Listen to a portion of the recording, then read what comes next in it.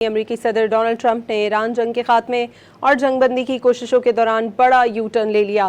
امریکی اخبار new York Times کے مطابق ٹرمپ کی زیر صدارت سچویشن روم میں 2 گھنٹے تک جاری رہنے والا اجلاس بے نتیجہ ختم ہو گیا۔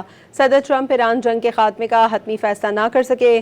اس سے پہلے صدر ٹرمپ نے سوشل میڈیا پیغام میں ایران کی بحری ناکہ بندی ختم کرنے کا اعلان کیا تھا۔ ٹرمپ نے اصرار کیا کہ ایرانی یورینیم عالمی جوہری توانائی ایجنسی کے تعاون سے نکال کر تباہ کی جائے گی۔ ایران کو متفق ہونا پڑے گا، وہ کبھی جوہری ہتھیار یا بم حاصل نہیں کرے گا۔ آبنہ ہرمز فوری طور پر بغیر کسی ٹول ٹیکس کے مکمل طور پر کھولا جانا چاہیے۔ ایران کی بحری ناکہ بندی ختم کرنے کے اعلان کے چند ہی گھنٹوں بعد امریکی صدر کی بڑی کلا بازی۔ ڈونلڈ ٹرمپ کی سچویشن روم میں ہونے والی اہم میٹنگ بے نتیجہ ختم ہو گئی۔ امریکی اخبار نیو یارک ٹائمز کے مطابق اجلاس تقریباً 2 گھنٹے جاری رہا، جس میں ایران جنگ بندی معاہدے سے متعلق حتمی فیصلہ نہ ہو سکا۔ رپورٹ کے مطابق ٹرمپ انتظامیہ کا کہنا ہے کہ معاہدہ طے پانے کے قریب ہے، لیکن اب بھی کئی اہم امور زیر بحث ہیں، جن میں ایران کے منجمد مالی اثاثوں کی بحالی شامل ہے۔ اس سے پہلے امریکی صدر نے سچویشن روم میں ایران جنگ پر اہم فیصلے کرنے کا اعلان کیا تھا۔